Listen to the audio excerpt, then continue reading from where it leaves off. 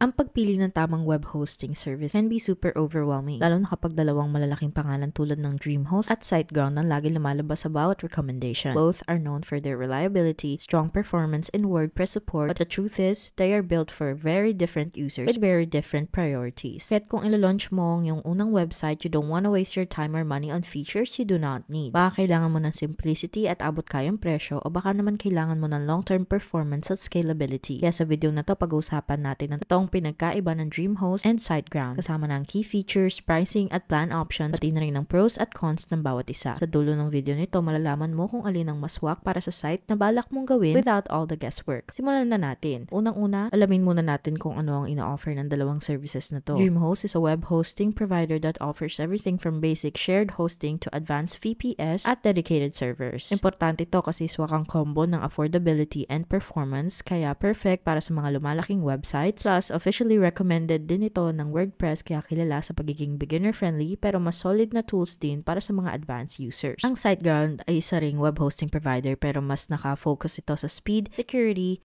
at mga advanced features. Isa itong go-to option para sa mga negosyo, developers, at mga users na naghahanap ng mataas na performance and premium support. Inire-recommend din ito ng WordPress at kilala sa mahusay na customer service at mabilis na loading speeds. Ngayon, tignan natin ang mga key features ng bawat isa. Simulan natin sa DreamHost. Una, nag-offer sila ng 99.99% uptime guarantee. Ibig sabihin, halos palaging online ang site mo, kaya laging accessible sa mga bisita mo. Mahalaga to lalo na kung may online business, blog, o anumang site na pwedeng mawala ng traffic o kita. Even a few minutes of downtime can lead to lost visitors, missed sales, and negative reputation. Sunod ay ang seamless WordPress integration. Kung plano mong gamitin ng WordPress, napakadali nitong gamitin sa DreamHost. Sa pamamagitan ng one-click installation, makakuha ka ng access sa lahat ng flexibility and customization na ino-offer ng WordPress, kabilang na ang thousands of plugins at themes na makakatulong sa pagpapabuti ng iyong site. Sunod ay ang unlimited bandwidth and storage. Nag-offer ang DreamHost ng unlimited bandwidth and generous na storage sa lahat ng kanilang plans. This means you can upload as much content as you need without worrying about performance issues or hidden fees. They also offer free SSL certificates and daily backups. Priority ang security para sa mga DreamHost users, with every plan offering a free SSL certificate to protect visitor data and improve SEO rankings. Included na rin ang daily backups, allowing you to restore your site quickly kapag meron mga unexpected na nangyari. Panghuli, ang libreng domain privacy. Kasama sa DreamHost ang libreng domain privacy protection sa lahat ng domains na na-register gamit ang kanilang service. Ang feature na to ay nagtatago ng yung personal na contact information mula sa public na WHOIS databases. Ngayon, tignan naman natin ang mga key features ng SiteGround. Una, lightning fast load speeds. One of SiteGround's biggest selling points is their speed. Gumagamit sila ng custom caching system, cutting-edge technology like Google Cloud integration para mabilis ang load times. Sunod ay ang advanced security features. Talagang seryoso ang SiteGround pagdating sa security at nag-offer sila ng daily backups, libreng SSL certificates, at AI-driven system na actively prevents potential threats. They also provide custom firewall rules at proactive security monitoring system, kaya solid tong option na to for businesses concerned about website vulnerabilities. Sunod ang kanilang amazing customer support. Kung isa ka sa mga taong pinahalaga ng magandang support, SiteGround stands out with its 24/7 customer service via live chat, phone, and email. Sobrang maalam ang team nila at mabilis mag-respond, making it an amazing choice for beginners who might need a little extra help with getting their website up and running. Easy WordPress setup. May user-friendly na WordPress setup wizard ang SiteGround, kaya sobrang dali para sa mga beginners na magsimula. Kasama pa dito mga performance enhancements sa WordPress tulad ng auto updates at staging tool na pwede mong gamitin para itest sa mga pagbabago bago mo i-live ang site. Lastly, free CDN integration. SiteGround integrates with Cloudflare CDN for free, helping your website load faster for users across the world by serving content from servers closest sa location nila. So ngayon, alam mo na mga key features. Tignan naman natin ang iba't ibang plans at pricing options. Para makuha ang pinakamagandang price, siguraduhin gamitin mo ang link namin sa baba. Pero simulan muna natin tignan ang DreamHost. May ilang options sila dito. Pwede ka magbayad monthly o kaya naman pwede ka magbayad gamit ang mga prepaid plans. Medyo mas mahal ang monthly plans pero kung gusto mong makatipid, talaga nire-recommend ko na pumili ka ng prepaid plans. First off, ang shared starter plan. Isa itong magandang panimula. Sa unang taon, it's $2.95 bawat buwan at makakatipid ka ng 63% kumpara sa pagbabayad monthly. Kasama sa planong ito ang isang website at maraming key features that we're gonna talk about, pati na rin ang Business Advisor, AI Website Builder, and built-in traffic analytics. Another cool thing ay ang kanilang 97 money-back guarantee, so if you are not happy with the service, you can go ahead at pwede mong i-refund ng pera mo. Sunod ay ang Shared Unlimited Plan at ito ay perfect kung kailangan mo na maraming websites. It starts with $4.95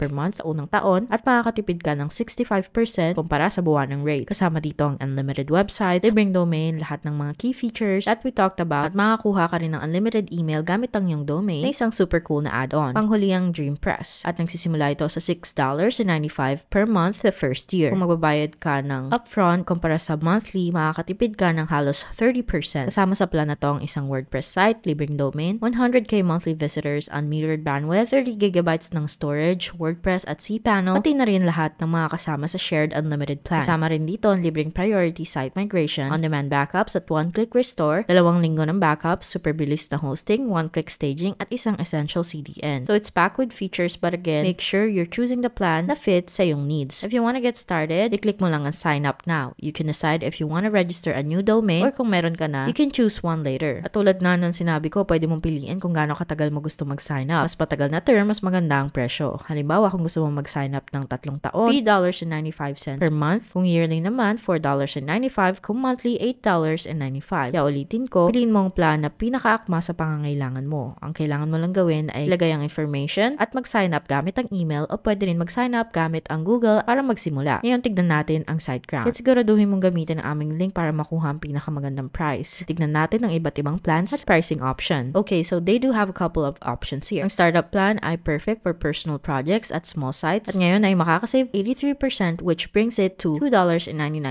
bawat buwan, which is insane. Sa plan na to, you get one website, 10GB of space, 10,000 visits monthly, and unmetered traffic. Sama rin nito ang maraming managed WordPress features tulad ng WordPress Auto Install and Speed Optimizer plugin, pati na rin ang mga host features. Kaya tulad ng nabanggit natin, meron itong libreng domain, libreng SSL, libreng email, libreng one-click CDN, 100% renewable energy match, at marami pang iba. Sunod ay ang Grow Big Plan, and this is the best value. Makakatipid ka ng 83%, kaya magiging $4.99 na lang per month. Kasama sa plan na to ang unlimited websites, 20GB ng web space, 100,000 visits bawat buwan, and unmetered traffic. At tulad ng startup plan, makukuha mo rin lahat ng managed WordPress features at hosting features. Pero dito may dagdag na on-demand backup copies, 30% faster PHP at WordPress staging, kaya may mga extra features pa na kasama. Panghuli ang Go Geek Plan na nagsisimula sa $7.99 per month. Makakatipid ka ng 82% ngayon. Kasama sa plan na to ang unlimited websites, 4GB ng web space, 400,000 visits per month, at unmetered traffic. Kasama rin dito ang staging, white label clients, libreng websites, libreng private DNS, pinakamataas na tier ng resources, pati na rin ang priority support. So again, even more exclusive features with that plan. Make sure you choose the one that's going to fit your needs though. Pumili ka lang ng plan at siguraduhin mong magdagdag ng bagong domain o ilagay ang existing domain mo. Pagkatapos, i-click ang continue at ilagay ang iyong account and payment information. Make sure you are selecting the amount of time that you would like to sign up for, at maaari ka rin magdagdag ng extra services tulad ng site scanner, premium backup, o email marketing. Pagkatapos nun, tapos na, ready to go ka na. Ngayon na alam mo na mga key features at iba't ibang plan options, pag-usapan natin ng mga pros at cons para matulungan kang piliin kung alin ang pinakaangkop sa'yo. Let's start with DreamHost. Kung naghahanap ka ng abot kayang presyo, simplicity, and flexibility, magandang option ng DreamHost. Ang unlimited bandwidth, libreng daily backups, and WordPress integration nito ay ginagawang perfect na panimula para sa mga baguhang website owner. Maganda rin ito para sa mga users who want to grow their websites over time dahil sa scalability nito and robust hosting options. Ang pangunahing downside ng DreamHost is that it lacks some speed optimization and advanced security features that SiteGround offers. Kaya kahit na user-friendly to, maaaring hindi itong pinakamagandang option para sa mga negosyo o developers na naghahanap ng high-performance hosting at mga advanced and technical features. Ngayon, pag-usapan natin ng SiteGround. SiteGround's biggest strengths are speed, security, and outstanding customer support. Its global server network and free CDN integration makes it an amazing choice for businesses targeting an international audience. The advanced security features are ideal for users who want to ensure na ang website nila is protected from cyber threats. Siguro ang biggest drawback lang talaga yung presyo. Mas mahal yung hosting plans ng SiteGround kesa sa DreamHost, lalo na sa renewals. Tapos yung ibang advanced features, baka hindi na kailangan ng mga beginners na gusto ng simple at murang website. So, ano ba ang dapat mong piliin? Kung beginner ka na naghahanap ng abot-kaya, user-friendly, and flexible na hosting service na swak sa WordPress, DreamHost na talaga ang pinaka-best option. Sa kabilang banda, kung ang focus mo ay performance, security, and premium support, lalo na kung may negosyo ka o plano mong mag-target ng